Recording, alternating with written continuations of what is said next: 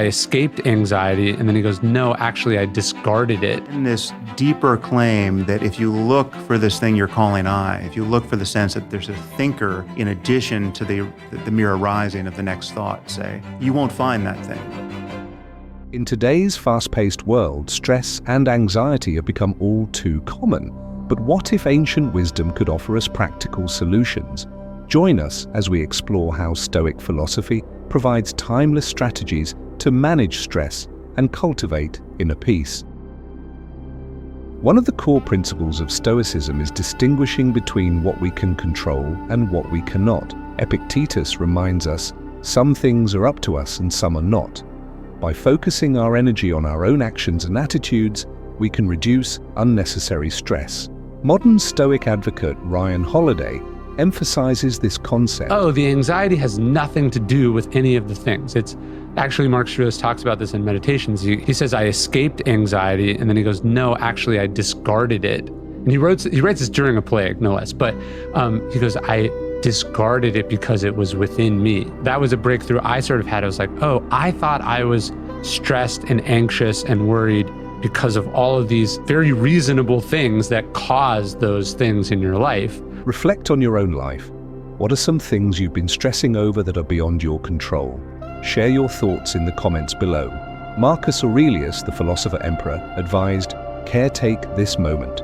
Immerse yourself in its particulars. By fully engaging with the present, we can alleviate anxieties about the past or future. Sam Harris, a contemporary philosopher and neuroscientist, discusses the importance of mindfulness in managing stress. Real purpose of meditation and its real promise is not in this long list of benefits, and I'm not discounting any of those, though the science for many of them is quite provisional. It's in this deeper claim that if you look for this thing you're calling I, if you look for the sense that there's a thinker in addition to the mere arising of the next thought, say, you won't find that thing, and you can. What's more, you cannot find it in a way that's conclusive, and that matters, right? And it has there's a host of benefits that follow from that discovery, which are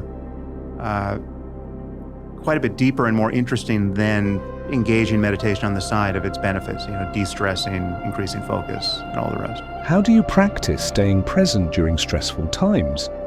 Let's exchange ideas in the comments section. Stress often arises from our perceptions of events rather than the events themselves. Marcus Aurelius noted, today I escaped anxiety. Or, no, I discarded it because it was within me in my own perceptions, not outside. Donald Robertson, a cognitive behavioral psychotherapist and author, emphasizes the Stoic practice of cognitive reframing to manage stress and anxiety. Now, the first thing to say is that often when people come to their worry time and they take out the piece of paper, if they have anything on it, the first question to ask is, does this still matter? Because at least half the time, people will say, it doesn't seem important anymore. In that case, just let it go. Like, you don't feel it's important, then you don't have to think about it anymore. And the key here is often we feel anxious at the time when worries pop into our mind, and our anxiety will distort our thinking anyway. It makes us less rational, it makes it harder for us to problem solve. And when that anxiety naturally abates over time, we're relaxed, we're in a different environment, we come back to it might not seem important anymore, or it might seem like a trivial or an easily solved problem, not something that we have to actually worry about. Think of a recent stressful situation. How might changing your perspective have altered your experience? Share your reflections below. Stoics believed in voluntary discomfort to build resilience. By intentionally facing minor challenges, we prepare ourselves for greater hardships. This practice reduces fear and anxiety about the unknown.